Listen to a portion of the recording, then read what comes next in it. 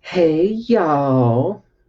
We are about to get ready for Astro-Babble to break over the past couple days, and now we're ready to get into it. We have 8 charts, and we are going to cold read those. I've put them into my Solar Fire Astro software, and yeah, we're gonna talk about what I see and give you all a little snippet of how astrology works and things of that nature. If you would like to be a part of the queue, just send in your birth date, place, and exact birth time to me via private message, and we will add you to the queue. The list is long, so I thank you very much for your patience, but we will get to you momentarily. I do keep an actual list in a Word document. We've had over, I think, 200 now. So yeah, let's get to it. Oh, gotta crack open the fizzy water. And we're just going to get started. Okay. First chart belongs to Desiree. I think I'm pronouncing that correctly. We have Desiree, who was born at 4:47 p.m. in Bethesda. Let's talk about Desiree real quick, shall we?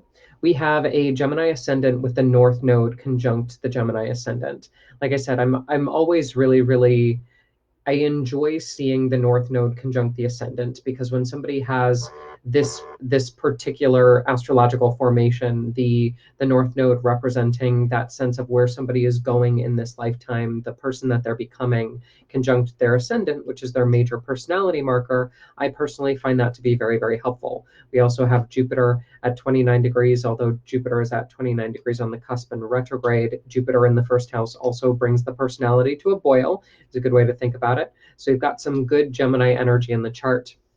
However, Desiree's chart does get kind of complicated because we also have the moon, Mercury, which is the ruler of the chart, as well as Mercury being retrograde, and the sun in Sagittarius, as well as the South Node, all in the 7th house of relationships. So we need to do a little bit of relationship remediation, not mediation. I am not a mediator. I'm not a counselor.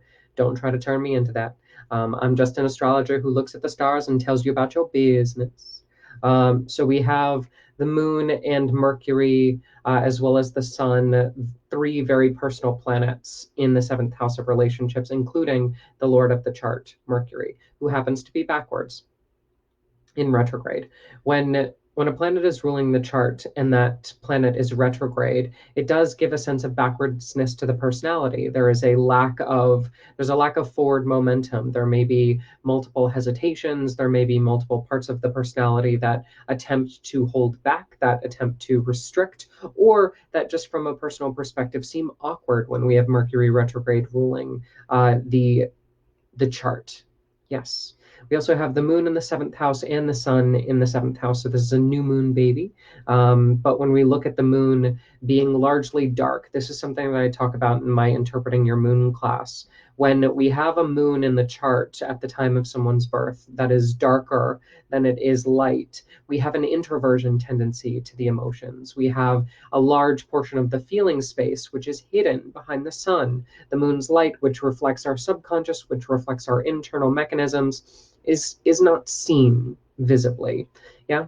However, the sun being in Sagittarius, a fire sign, which it enjoys, as well as in the 7th house of relationships, does bring a certain spark to the ego, which I think works really well with this Jupiter and Gemini in the first. So we've got good ego. We just need to work on the emotional side, being a little bit more forthcoming, not necessarily putting on that dramatic face that everybody likes to see. Yes, making people laugh is great medicine, but at the same time, we need to understand that there are deeper lessons at play that need to be addressed. Specifically, the South Node and all these personal planets in the 7th house of relationships, we have an over identification with this house. We have a sense of self, which is somewhat backwards because of Mercury in retrograde. Being in that 7th house of relationships really talks about the desire to find oneself via a partner, which, I mean, let's be honest, we all do that. We all project our fantasies onto the person who we desire to be our mate,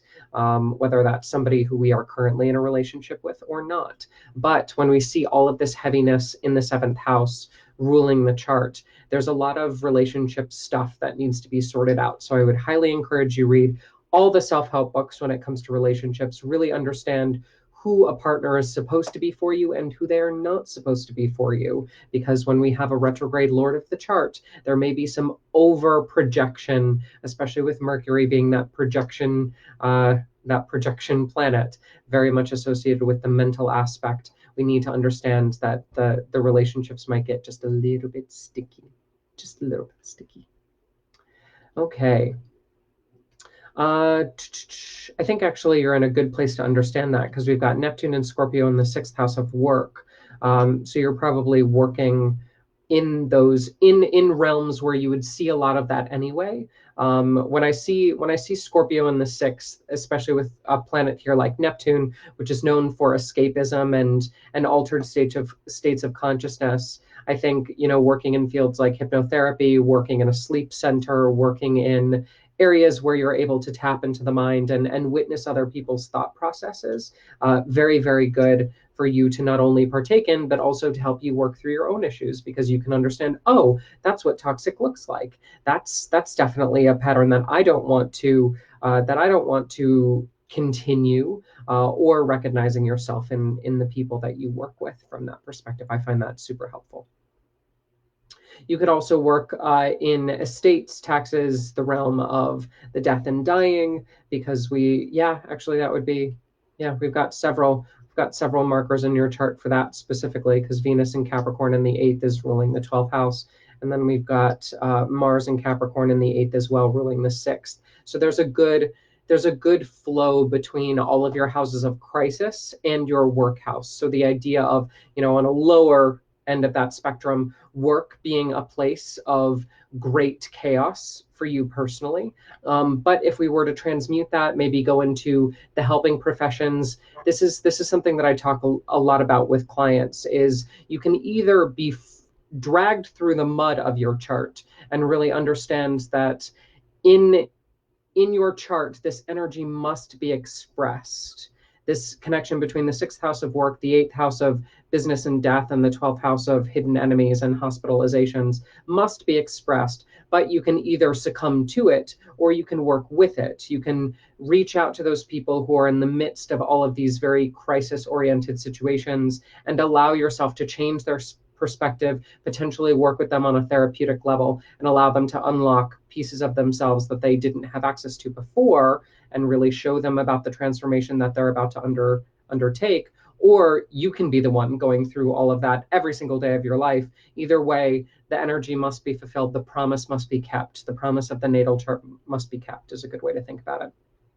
And I think a lot of the work of the chart is really about clearing out the seventh house of relationships and understanding how to work with people a little bit more therapeutically on all levels, not just spousal, but friendship oriented as well, because that seems to be the part of the chart that needs the most TLC. We can work on multiple aspects of that one-on-one as well. Good morning, everybody who's jumping on. Good morning, Tony, Brandon, L, Michelle, Albert, Raven, Mel, Fatima, everybody who's jumping on. Thank you for fueling the fire that is the Astro-Babble. So we will continue down the line to chart number 2. Let's go to Tanya's chart. So Tanya was born 12:35 p.m. in Vancouver. Oh, and Neptune makes an appearance today in chart number 2 as well. So we have the ascendant at 22 degrees Scorpio rising, yeah. But we have Neptune at 22 degrees of Scorpio right on top of that ascendant, Tanya. So this is something we've talked about at length in previous live streams. The idea of Neptune making the physical body, especially, very, very sensitive to chemicals, whether that's chemicals that induce an altered state like alcohol, psychedelics, but also medications, and also what we would call like everyday drugs like ibuprofen, Tylenol, painkillers, fever reducers, allergy meds, caffeine. Yeah. All those things, we just need to be very, very aware that your body is hypersensitive chemically. So that's one thing. But also putting Neptune and Scorpio on the ascendant, we have this really big pull into the secret etheric realm. Whenever I see Neptune conjoin the ascendant, I talk to my clients about living in the liminal, the idea of a piece of you constantly strives to be in between. It's a need almost to be not of this world. And you might do that through some really fun expressive things.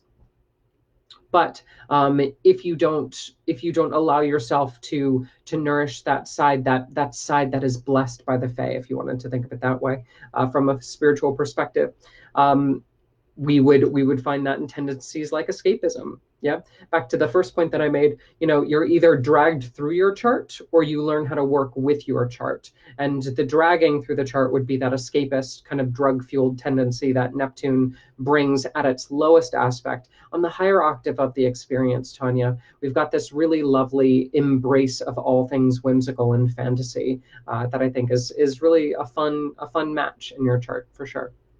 That first house is being ruled by Mars in Sag in the second of finance. So the Lord of your chart being in the second house of finance means that money and wealth and value are very, very important to you. Sagittarius doesn't really do Sagittarius does quick money, mutable money, money that comes and goes very, very easily. Because it is ruled by Jupiter, it is one of those luckier aspects, especially because you've got Venus and Jupiter up in Leo in the 10th house of success. That's a great financial placement, Tanya. Although it may come at the sacrifice of your femininity because that Venus is retrograde, interestingly enough. But when we see that Mars in the second house in a fire sign ruled by Jupiter, I think that's a good money indicator from a chart perspective. We have this moon in Capricorn in the third, which is where you get a little bit, plus your Scorpio ascendant, a little bit of your coldness, a little bit of your withdrawal tendencies. You tend to act a little bit emotionally slow, very, very perceptive, definitely in it for the long haul, don't like to make moves quickly, prefers to stick to a routine, all those things that a Capricorn moon would tends to tries to be apathetic, but that Scorpio ascendant for sure does not make you apathetic in the least, girl. Who are you kidding? So yeah, that's fun placements when we have a water sign on the ascendant. There's going to be emotions present, even if the moon is not in that sign, especially when it's in its detriment. Capricorn, the sign that at least likes to be in, well, not in its detriment. That would be Scorpio, but it's in the sign of its fall. The moon does not like to be in Capricorn because Capricorn is not an emotional sign. It prefers to keep things under wraps and doesn't really allow these sticky, ooey, gross things called emotions to intervene. But that Scorpio ascendant, especially with Neptune on it, makes sure that those emotions are in high levels for Tanya. Ooh, we do have a Pluto Kazemi in the 11th. With the MC. Very interesting. Very interesting, Tanya. So we have the sun, which represents the ego, conjoining Pluto, that planet of deep transformation, death, underworld energy, vast amounts of riches and power, in the 11th house of friendships, yes, but also social groups and humanitarian efforts. We also have Uranus in Virgo here and the MC in Virgo. So there's a lot of pull into the 11th house in Tanya's chart, where I think a lot of her natal placements are not really great for this. And as an example, the first chart, we had the North Node in the first house, where the personality is very much attached to that growth principle. Here, we're kind of needing to pull Tanya out of her comfort zone and into the 11th house, where she exercises that Pluto Kazemi in Virgo and really allows herself to become the manager of mass groups of people. I think that that's something that she's uniquely qualified for, but she doesn't always know it. Because those Scorpio and Capricorn themes are in the chart, it's not an ideal way for her to express those spotlight tendencies. It's a lot easier for her to work behind the scenes. It's a lot easier for her to not take credit. It's a lot easier for her to slink into the shadows, to not be seen, to do the work and not necessarily receive the praise that she deserves. But in her chart, she's specifically supposed to be working with large groups of people, and she'll find great solar satisfaction from that, especially if those people have any connection to hidden enemies, hospitalizations, jails, asylums, or karmic healing, all those 12th house themes, because Mercury in Libra is in the 12th, ruling that 11th house of relationships. So yeah, that's a little bit about Tanya. Tanya, thank you for sending in your chart, baby doll. I appreciate you. Hello, Liz. Hello, Heather. Hello, everybody who's jumping on. Thank you, thank you, thank you. We are on chart number 3 right now. Let's talk a little bit about my friend Jamie. Jamie was born 2 a.m. in Christchurch. And what do we have here? Some bullshittery. That's what we have here. We have 2 stelliums, ladies and gentlemen. Goodness gracious. And one of them's in the first house of self. Goodness, Jamie. Lord have mercy on you. So we've got Jupiter, Saturn, within 1 degree of each other, the ascendant, as well as Pluto, all in Libra in the first house. This is a social justice warrior archetype if I ever saw one. Absolutely ridiculous. You have no idea how much Libran energy you have, and it's totally, totally crazy. To have Jupiter and Saturn together in Libra, I think this is probably one of the most constructive ways Jupiter and Saturn can be together, because Saturn is in its exaltation in Libra. It really enjoys being in Libra, so you're not going to get as much of the self-criticism. You're not going to get as much of, it's not to say that there won't be any, but you're not going to get as much of those restrictive principles of Saturn, and you're not going to be overwhelmed by Jupiter. So there will be a grandioseness to the personality, but it'll be tempered, and you won't have the negative side effects of Saturn because Jupiter will be there pulling it up. So I really, really enjoy that. But to have 4 planets in Libra in the first house, regardless of what those planets are, not even taking into account one of the generational planets of Pluto in Libra, just absolutely amazing Libran tendencies when it comes to fighting for people's rights, the idea of equality, everything needing to be fair, equal, even, those kinds of things. We definitely have a big, big, big tendency for that in the chart. Not to mention that the ruler of the chart, Venus, who rules Libra, is in the 3rd house of writing, teaching, communication with another stellium, because Jamie just decided that that was going to be a thing. And whenever we see the Lord of the chart in the 3rd house of writing, teaching, communication, we have a natural born teacher, speaker, writer, somebody who's very good with their words, especially in that spunky fire sign of Sagittarius. There's a lot of good fire creative energy there too. With Jupiter being in Libra and Venus being in Sagittarius, that is a mutual reception, which strengthens the bonds between the 1st and the 3rd house as well. We do have Neptune here, so there's a lot of creativity to the writing, but a lot of fantasy work with the writing as well. Mercury is here at 24 degrees. Again, I love to see Mercury in the 3rd house because there's a quickness of mind that Mercury brings to the writing that I think is really, really beautiful. And then we have the sun here on the edge of Sagittarius. So this is something that we need to be aware of, Jamie, is your sun is on the edge of Sagittarius at 29 degrees in. So just a couple hours and you would have been a Capricorn child. So you really chose to be born at that exact time for a reason. And I think that when we read for somebody who has the sun, the moon, the ascendant right on the cusp, I think it is important to take into consideration that cusp, because we do have tendencies of both signs that kind of innervate the self. So although we have a big Sagittarius influence, a big Libra influence, there is this Capricorn side, there is this stubborn side. And I think that that's also where the Saturn in Libra gets a little bit accentuated too. Saturn enjoys the sun being on that cusp, kind of just lurking right on the edge, just about to dive into that sign. Oh, you were born during a full moon, Jamie. That's fun. So the moon is at 26 degrees Gemini, opposing the 29-degree Gemini moon. That's very fun. Like we talked about in the first chart, the idea of the moon placements and the light of the moon at the time of birth does indicate somebody's ability to be either emotionally open or emotionally withholding or secretive. And with a full moon, we find that the moon is very open. The moon is very expressive. The emotions are always worn on the sleeve. The emotions are very, very vocalized, almost to a detriment. In fact, you might be in trouble with many people in your life because you won't stop talking about how you're feeling, Jamie, darling. But we know that just like Shrek says, it's better out than in.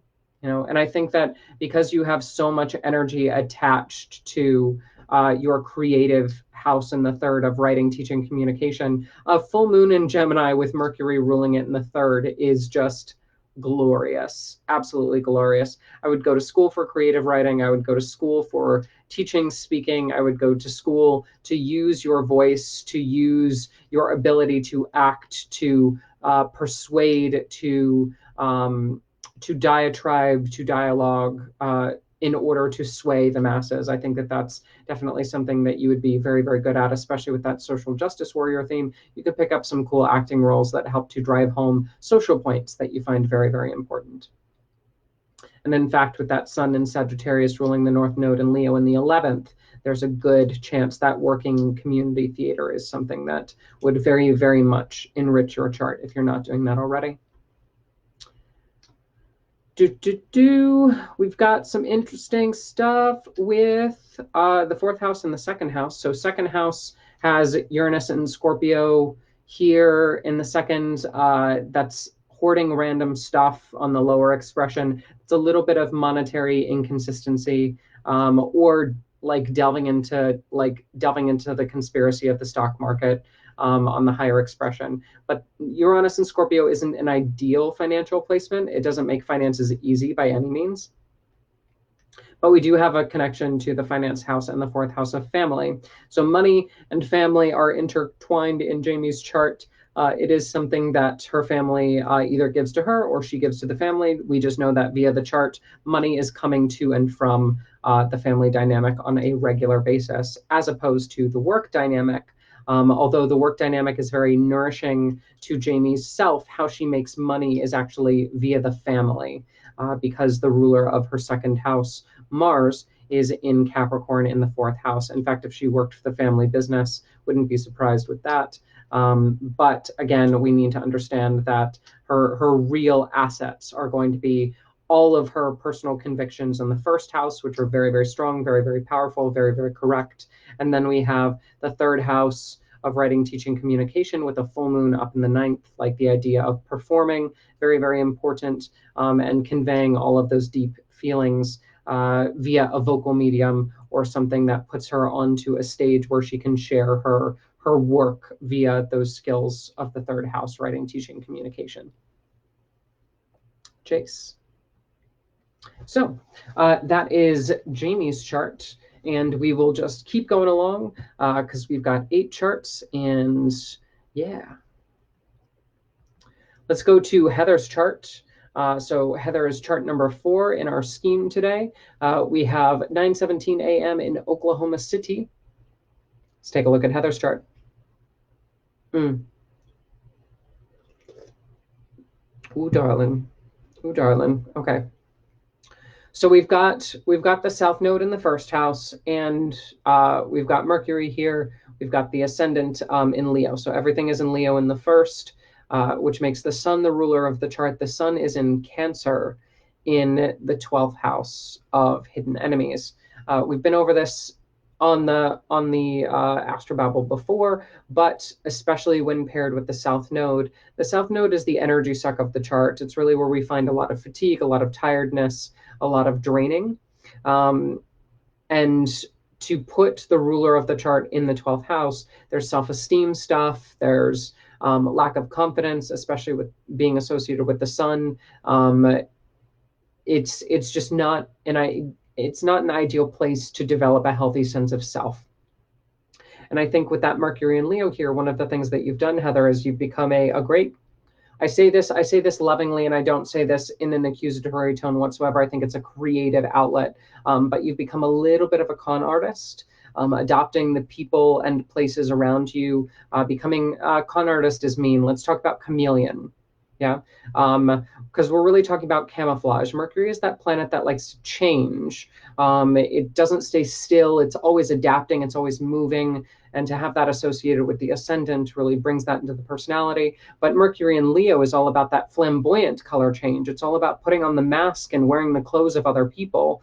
So one of the things that I would really, really suggest is you have friends, family, people that surround you that wear no clothes, that emperor has no clothes kind of thing in terms of the personality. They are immune to that secondhand pulling that you do, where you enter into a conversation and you immediately adopt people's mannerisms, their word choices, their inflection, and it takes a couple hours for you to kind of shake them out of your system.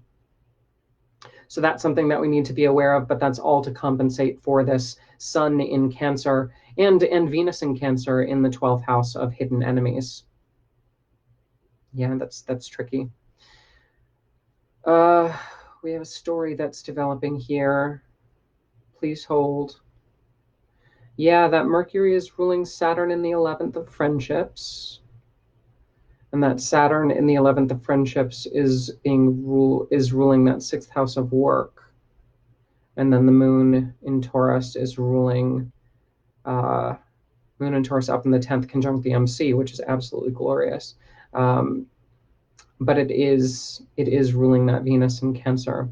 I think one of the things that you're going to need to recognize, Heather, is there is power in groups. There is power in things like group therapy, but also when you're specifically in a group, like this is what I like to tell my clients, is the New York effect.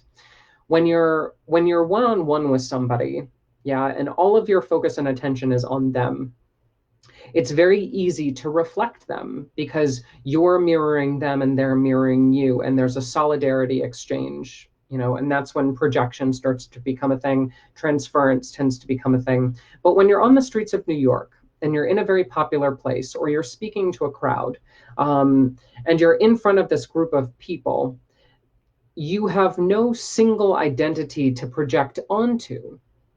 And so yourself kind of loses that ability to camouflage because everything is moving so fast. There are so many different colors, there are so many different energies, there are so many different personas that you can't lock onto one. And so your projection ability is taken away from you just because of circumstance. And I think that in your chart, that would actually be really, really helpful. So speaking in front of groups, working in group settings, working with large teams, especially, I think would be very, very therapeutic for you. But also just like attending things like concerts where you're lost in the crowd and you're not able to really reflect any one person, and nobody really cares because they're not looking at you specifically. That would be very, very helpful, I think, for your chart, is some group remediation, just kind of like you being the droplet, sinking back into the ocean and just dissolving that sense of self, which is already compromised, into a larger vessel that is kind of group consciousness. We do have Mars in Aquarius retrograde in the 7th, as well as the North Node in the 7th in Aquarius as well. I think one of the things that is going to be more and more pressing throughout your life is to develop an ideal relationship. The ideal relationship, however, is a little bit of a fantasy because Aquarius is involved. It's not necessarily practical. We need to look at you striving for something that is attainable, something that is grounded, something that is something that makes you easy going, as well as not necessarily so wrapped up in all of the other things that you're trying to juggle and balance and become. We need a grounding relationship for you, Heather. And unfortunately, with that Mars and Aquarius conjoined the North Node, there's a lot of stuff in your 7th house that speaks towards maybe your relationship riling you up or encouraging you to be a little bit more flighty than you need to be. And we need to kind of temper that just a little bit. That's what the group dynamics are for. But when you come home to a spouse, we really need an energy that's a little bit more caretaking, that's a little bit more sustainable, would be a good way to say it, as opposed to going from, and it's one thing when you're at work and you're like, oh gosh, I'm definitely in my headspace. There are all of these thoughts, feelings swirling around inside of me. I don't know how to manage those things. It's nice for a spouse to kind of shake you out of your comfort zone and get a little bit of that backwards weirdness that allows you to drop all of those projections and reflections that you've accumulated throughout the day. But over the long haul, we definitely need to choose a relationship that's going to be a little bit more grounding and sustainable, because I think that that's something that you try to give to others a lot, but you don't necessarily receive for yourself. Cool. Okay.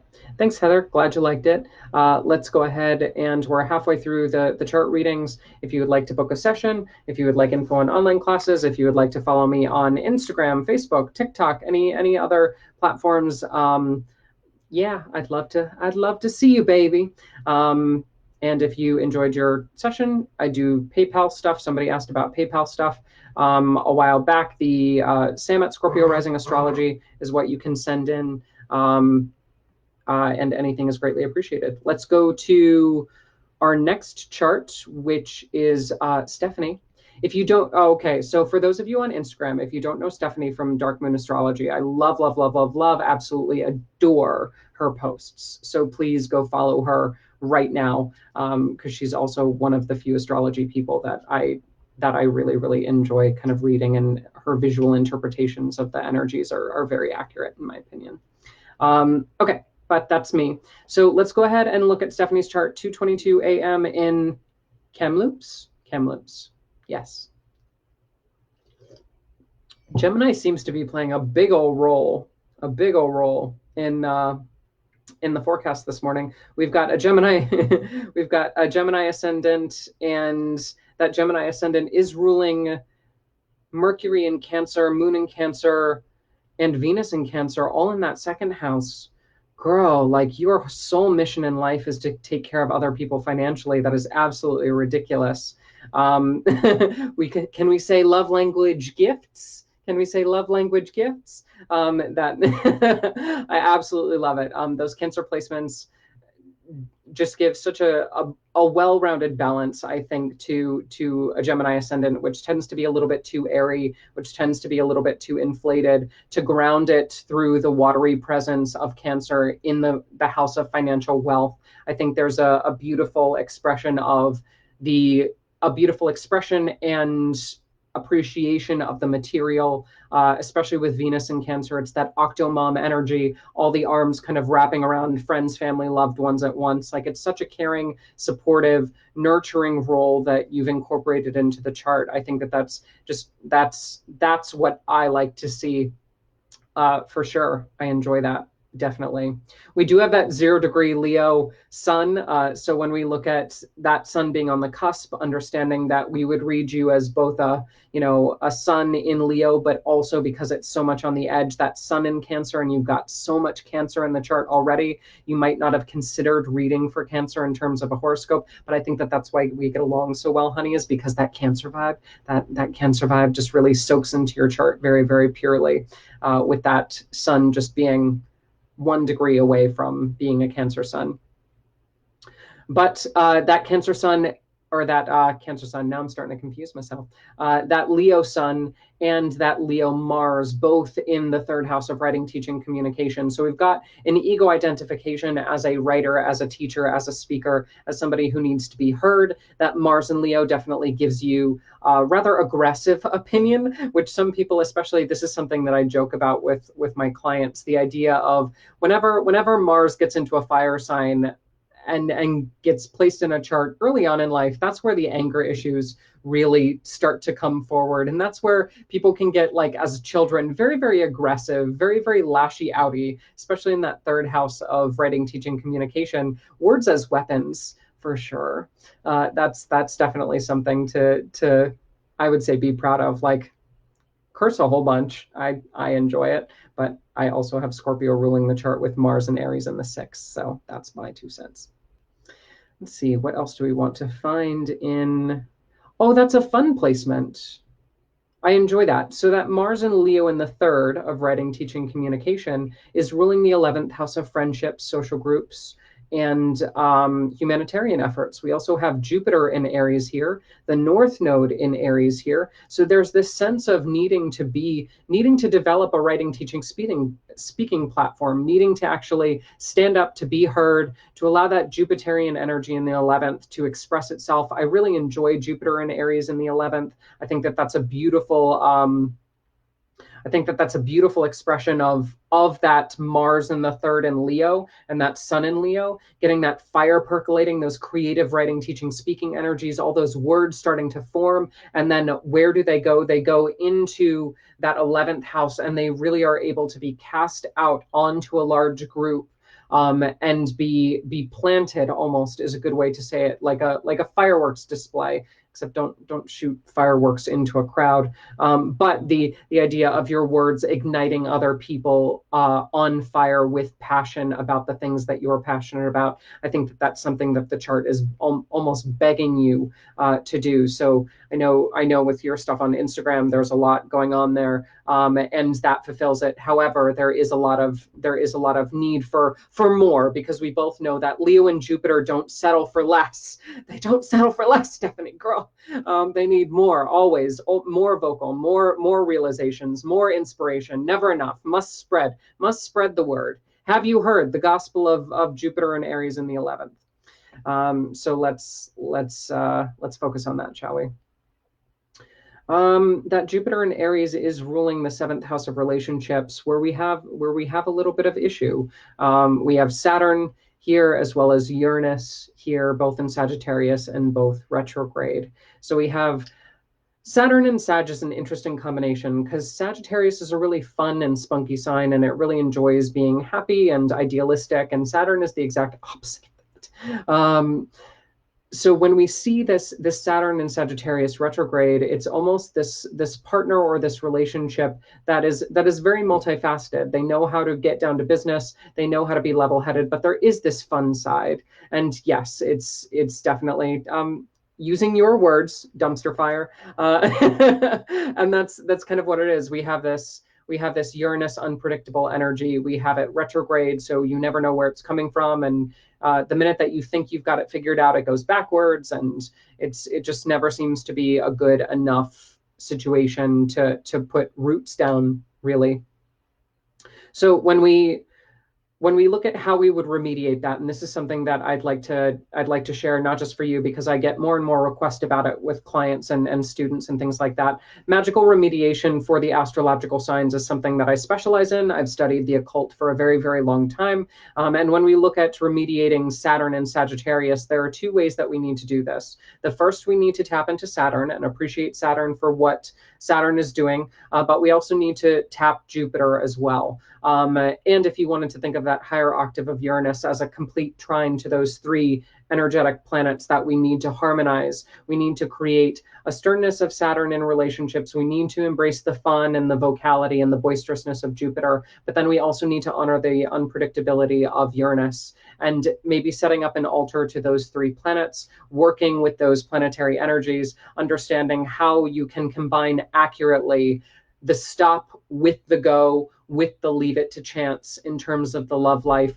and surrender your ability to control while embracing the things that you can control. And that will allow you to magically remediate the seventh house of relationships. Yeah, so that's fun. Oh, and that Mars and Leo is ruling that Pluto and Scorpio in the sixth, girl. Like if you're not a writer for a living, if you're not a teacher for a living, if you're not a motivational speaker for a living, like you got it. You have this Scorpio power, and it's just going to get more and more and more intense the more you age. It's Pluto is one of those planets that matures around year 50. It's something that just needs to grow slow. So don't fight the urge as it moves forward. Yeah. So yeah, that's that. Thank you. Let's go ahead and move on to our next chart. We've got three more. Let's talk about Marion. Hey, Marion, how you doing, honey? We got 415 in Swanson. Swansea. Oh, we've got Capricorn ascendant with Saturn in Capricorn. Saturn in Capricorn is retrograde, but still Saturn in Capricorn in the first house, difficult. Plus a Virgo stellium, Lord. Oh, a triple Earth sign? Get over it. Oh my God. And a moon in Taurus in the fifth. I can't. Okay, so let's talk about the idea of stability, right? Yeah. Yeah. So the idea of having a Capricorn ascendant brings in Saturn flavor to the self, to the body, etc. But to have Saturn as well in Capricorn and retrograde, very, very, very slow, steady, roots dug in, not moving, mountainous Saturn in the first house of self.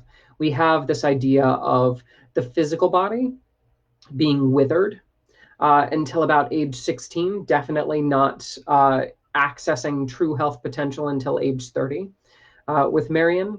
And when we look at the body being very Saturnian in general, always being slightly frail, slightly anemic, very withdrawn, always physically cold, all of those things that Saturn is known for. We need to respect that as well as, Capricorn invading the personality. This person is hard-headed. This person is stubborn. This person is practical. This person is rational. This person is no fluff. This person is unemotional. This person is driven, but driven over time for the long game, not necessarily the short-term goals of some of the other signs. So that's just something that Marion has within her chart.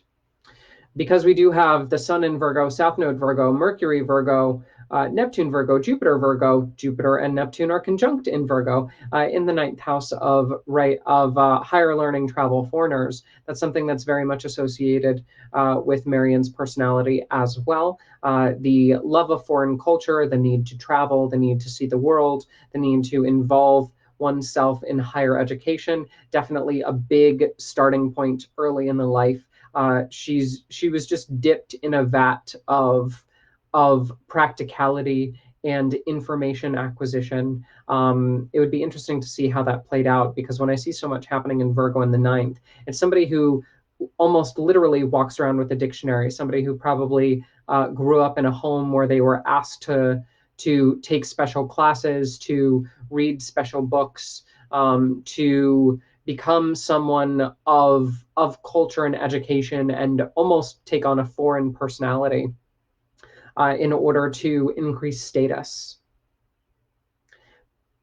But that north node is pulling down into Pisces in the third.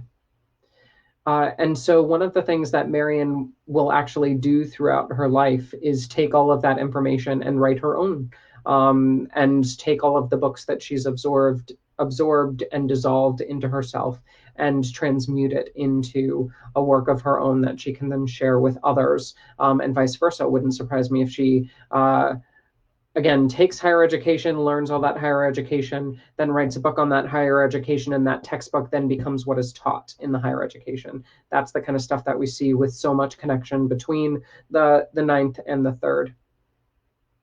But then we have this moon in Taurus in the fifth of creativity, children, sexuality, parenting.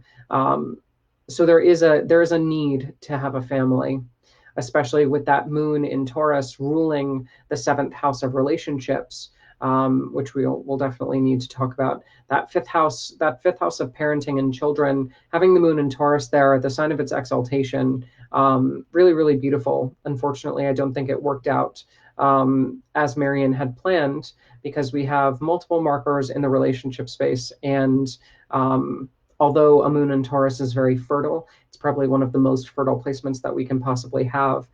We do have Venus and Leo in the eighth house of death, ruling that moon. So although a child or children definitely present, there will have also been death of children present as well. And then we also see, and as I say that, I do this with clients a lot, and 'tis the season.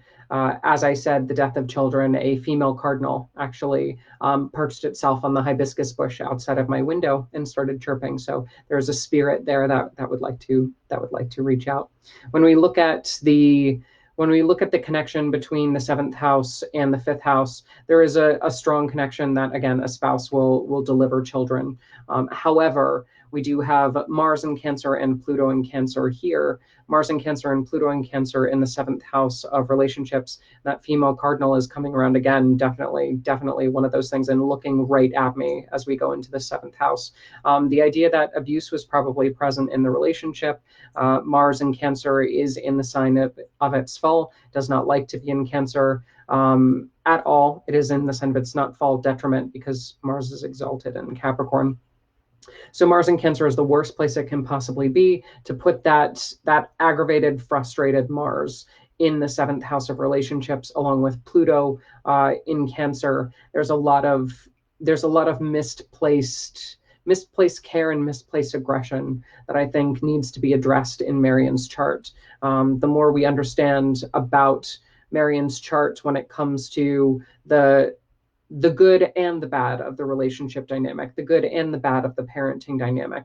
I think somebody who has so much Saturn and so much Virgo struggles a lot with the idea of love and compassion, because there was so much restriction that was put on themselves, either because of external forces or just because that's who Marion is. Marion has that Saturnian energy on the ascendant, very restricted, very hard working with all that Virgo. But to bring that into a family, which requires a certain amount of love and compassion, there might be some issues here in that revolve in explosions, those Martian qualities, because of a lack of certain touchy-feely things that Earth signs aren't able to do when Saturn and Virgo are being so critical of every little thing. Yes. So that is Marion's chart. Let's go ahead and go to Jane's chart. Jane, okay, let's talk about Jane. Jane paints a very different story. So Jane has Taurus ascendant, and Venus in Aries is, well, that's also pretty rough. Yeah, I thought we were going to have a better chart, unfortunately, and we still have that Mars in Cancer, haunting these charts. So we have ascendant in Taurus. The ascendant in Taurus is being ruled by Venus in Aries in the 12th.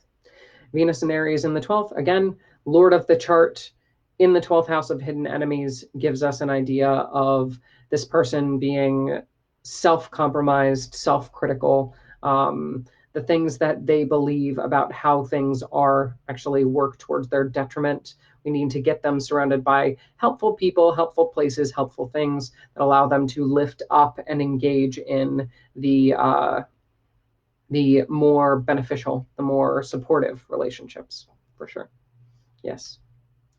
So that's that. Then we have the moon and Neptune, both in Scorpio, in the 7th. So we have an escapism tendency in the relationship. Wouldn't surprise me if the relationship did involve some sort of substance abuse on the lower end, especially earlier in the life. This is something that I talk about with clients, especially clients who have aged, who are in, their 60s, their 70s, is these planets change over time. They have the same core meaning, yeah, but that energy can either be poorly expressed or rightly expressed. And so we have this flow, especially with Neptune conjoining the moon in Scorpio, that secretive, slightly poisonous sign in the 7th house of relationships, where we have the moon in its detriment, and Neptune, which we could consider a malefic at this point, in the 7th house of relationships, where early on relationships exposing Jane to substance abuse,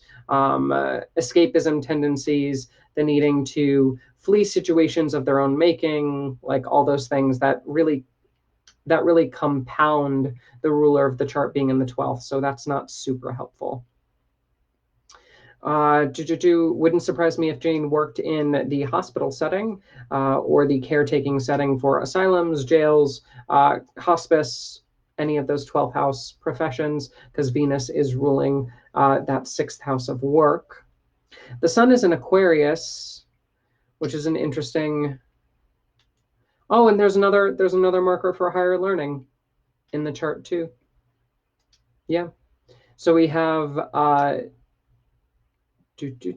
we have the sun in Aquarius in the 10th house of success. That sun in Aquarius really brings a awkwardness, a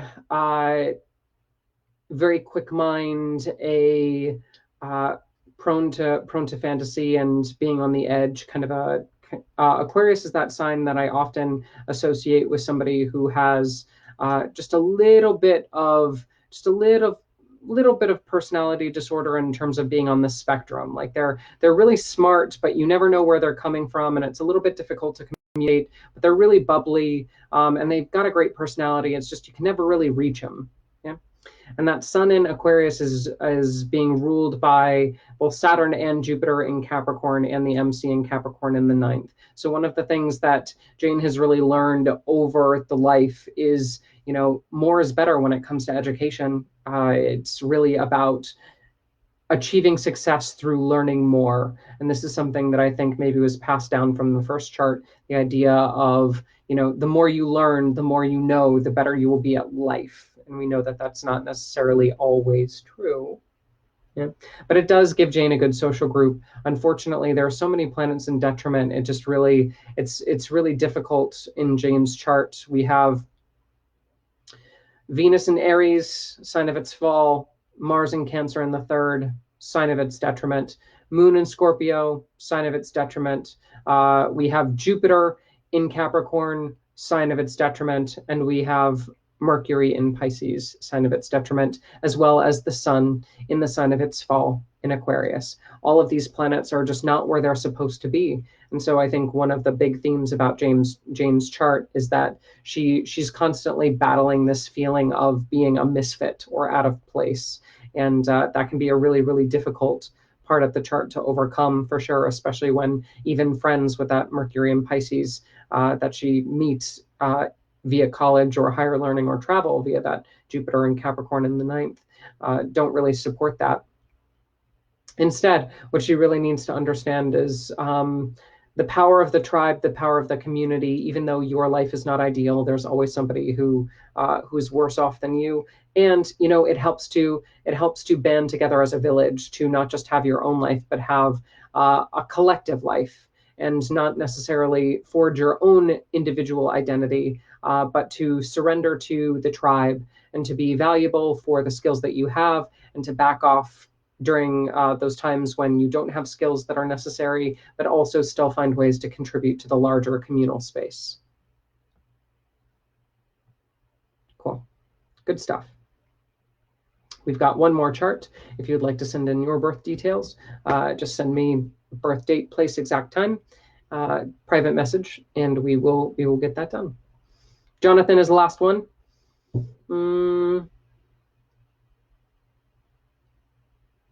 Jonathan, goodness. So we have a Leo ascendant. That Leo ascendant is being ruled by the Mars in Aries in the chart. Mars in Aries is up in the ninth house. So again, over identification with travel, foreigners, higher education. In this chart, the sun is exalted. So the sun is in its exaltation of Aries, the sign that it loves to be in most. We do have a new moon here as well. The moon, we have a kind of a stellium. We have Saturn, Sun, Moon, MC, Venus, and North Node all in Aries, all in the ninth. Wouldn't surprise me if military was in Jonathan's background, because Aries is the sign of the military, especially with Venus and Aries retrograde. There is this this almost anti-feminine, hyper-masculine part of Jonathan's chart that I think is really toxic, but also really juicy from a character development standpoint, because we have all of this Aries aggression, all of this Saturnian withdrawal, all of this new moon energy where the emotions are hidden, and then we have Venus, the planet of loveliness, squishiness, I adore you, I love you, I can't get enough of you, in the sign of its fall, retrograde, in the ninth house. So there's just a lot of holding back here, Jonathan. You're a man's man for sure, but that's not always a good thing. Not always a good thing, right? Toxic masculinity. Gonna need to break it, just as an FYI. A little bit too fiery, A little bit too volcanic. We got to cool it down. We got to cool it down, Buster Brown. Yeah, so much fire in the chart. Absolutely ridiculous. Mars is even in Sagittarius. Crazy. I mean, you have really, really good potential to make some creative leaps and to really do some awesome stuff, especially when it comes to the next generation. I think one of the things that you're absolutely obsessed with is raising the next generation of children to be the person that you never feel that you can actually be. And I think that here's the kicker about your chart, Jonathan. The reason why you feel you're never good enough, yeah, is because you're neglecting these feminine aspects in the chart. It sucks. I know. When it comes to your chart, because we have all of these planets that give you emotion, all of these planets that give you empathy, all of these planets that give you softness, cuddliness, the ability to listen, the ability to stop and reflect and withdraw. You're shutting those down, honey. And so although you're absolutely right in trying to rear the next generation of kids, the next generation of our future, really to adopt the ideal form that you have in your mindset, and to really understand that if you forge those children into being their ideal selves, the world will be a better place for sure. Unfortunately, you are not your best self without these pieces that you naturally repress. Yeah, that's difficult. It's difficult to hear. It's difficult to work with. And I think that part of that is not made easier by the toxicity in your family, because we have Neptune and Scorpio in the fourth house of family retrograde going backwards. It's also difficult because there are markers for speech impediment in the chart. We have South Node in Libra, Uranus in Libra, conjunct retrograde in the third house of writing, teaching, communication. So you've learned that the only way to get your words out is to yell them out. And that's also not necessarily helpful. It's clever, but it's not helpful. Yeah, we need to strive to be helpful in the chart, Jonathan.